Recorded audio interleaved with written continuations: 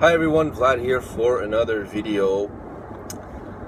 Today's video, well, let's just say I'm not a very happy camper, meaning that I just paid 5,000 dirham on my car because something bad happened to it. The joys of owning a nice enough car. I mean, I swear, if I wasn't that into cars, I should just buy Yaris for whatever, 49,000 dirham, be done with it, and never have a single problem in my life with it. But no, I have to like cars. I have to buy an Audi, and when the stupid pipe breaks in an Audi, it just costs a lot of money. Yeah, so yeah, just a little anecdote, I guess. So basically, I had a problem with my car. There was a light called an EPC light that turned on. You guys don't need to know that, but whatever. It's just the point of this video. So I brought it to the garage shop. I don't go usually to the official Audi one because they just really screw you in terms of manpower and hourly rates. So I go to another one which is specialized in Audi, but they just give me a better deal. Although I'm starting to think, am I really saving that much money by going to these guys? So anyways, I go in for a light, APC light on problem, and I tell myself, I'll just do a service since the service was kind of due. And then they call me back and they're like, sir, you appear to have an oil leak in your car. I won't go into too much details, but anyways, there's an oil leak, and also there's a coolant leak. And I'm like, okay, so we're talking how much here? 20,000? Like, oh well, it might not be 20,000. I was like, in my mind, I was like, well, it was kind of a joke. I really do hope it's not 20,000 dirham. It's like half the price of my car, or whatever, a third of it. Anyways, so yeah, so then I was stuck. I had to go rent a car. I had to drive, rent a car for 4 or 5 days. It's like 500 dirham there.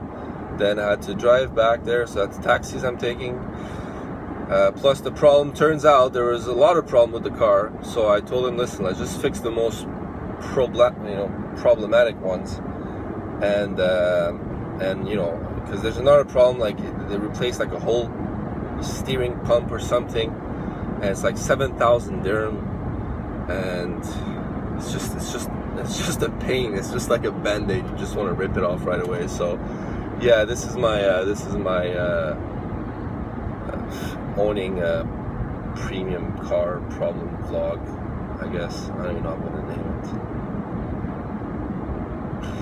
it. I'm a bit bummed out, guys. I'm a bit bummed out. Hopefully, now I have to drive to Abu Dhabi for a meeting.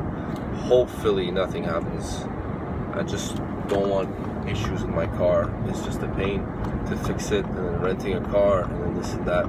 So to anybody that wants to own a nice car, maybe think twice about it, or maybe just make sure you have a fund for when it goes bad, when it goes wrong, just so that you're not stuck not being able to repair your car. So yeah, I'll catch you guys in a bit. All right, guys, time for a little Q&A. Sorry if my nose kind of blocked. I'm battling this cough. Yeah, anyways, guys, won't bore you with my little cough. Right, so this question comes from Aragnan Fozi, and it's a question in French, but I'll translate it for English. She says that she's finishing a BA in business and administration, and she wants to start her master's in Jan, but now she's not really sure that she wants to continue in that branch, and she's asking me, would you recommend this branch, and what type of advice can you give me in terms of working in events and working on my own like yourself?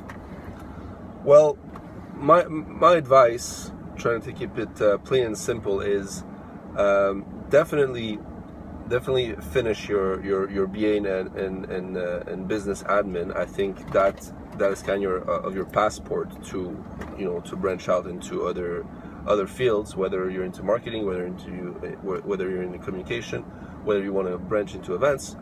It's definitely great that you're finishing that and that you have your BA. In terms of events, I don't really see the appeal of having a master's.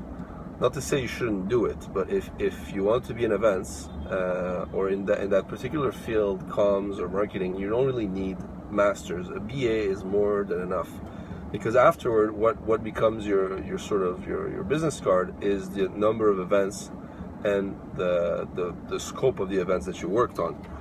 So if you've done a lot of events for, I don't know, let's say a big brand like Guess, or I don't know, I'm going to use my example, like Cartier or Porsche or Audi or BMW, like these big brands, and then you just have a lot of events underneath you, then that becomes your business card, becomes your credentials. So by having masters on your CV and having worked on, you know, on theoretical cases, doesn't add much in that particular field. We're not going to talk about finance, where I think it's kind of the opposite. You need an extra education there and extra credentials, but for events, marketing, communication, I think experience is a lot more valued in the field.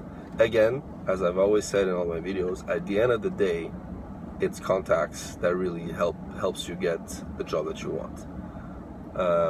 If you're fresh out of school, you're probably gonna have to settle, you know, for an internship, and then you can work you could work your way up. But at least it gets you started. So I hope that answered your question. Thanks again for submitting it. All right, this next question comes from someone named Savas Milonas. He says that he's working as an actuary in an insurance company in Cyprus. I definitely need to go to Cyprus, by the way. It looks beautiful. And he says that he tried to find me on Facebook through my channel, but he couldn't find one. Well, he actually did, because he sent me a question on Facebook. I don't know how you did it, but congrats, you found my Facebook. Anyways, he says he would really appreciate if I made a video regarding chilling free apartments, or a video in general regarding electricity bills. I've read that in some apartments the AC bill is connected to the electricity bill, and some apartment there is something called chilling. This is very confusing, so if you can please explain it to us in one of your videos. Well, actually, this is quite a good topic, because even me, I've been here 6 years, and a lot of my friends have been here for 5 years plus, and it is still confusing to us, people that live here in Dubai. Let me try to break it down for you. So, I used to live in an area called Marina, where the chilling was free. The chilling means that the portion of the water, again, I'm not an expert, I don't work for DIWA. DIWA is like the water company here. Portion of the water that you use was free, but this is in no way has to do with AC. You will still pay AC bills. Right, so that's part one. Then I moved to JLT, which is in another area, and there we had AC bills, and we also had Palm Cooling District that we had to pay extra on it. And another friend of mine, he lives in JVT, Jumeirah Village Triangle, and he has to pay, again, something similar to Palm Cooling District. So when you see ads regarding studios or apartments and all that, and you see chilling free, it's not really free. You're not really getting anything for free. It's just part of the water there is paid for. I mean, that's the best way I can explain it. If there's anyone in the comment section below that knows 100% what this is about, I would actually love to know, because it's not really clear. Now in the greens, I don't pay anything extra. I just pay my AC bill, which comes through DIWA, which comes to about 500 dirhams monthly with electricity and water. But it depends on certain neighborhoods, and it could go quite high. I know my friend JVT saves quite a bit of money on rent, but every month he pays a lot of money for his AC, for his water. So always better to double check with your landlord what this actually means, and actually have him break it down for you in terms of, you know, money wise, how much you're going to spend on each things. Yeah, that's, as far as I know, that's the best explanation I could give you. Thanks again for your question. The next question comes from one of my YouTube videos. Her name is Melissa Montoya, and she says, "It's great you will do Q&A, because I really have a lot of questions, like, is it true about the dress code for women? Like, don't show your shoulders, anything like that. I already watched videos of people visiting Dubai, and the tourists dress very normal." Good question. Thank you for writing it. Well, it's kind of a weird thing in Dubai as well, because you know, when you walk in malls or whatnot, you will see signs that says please dress respectfully.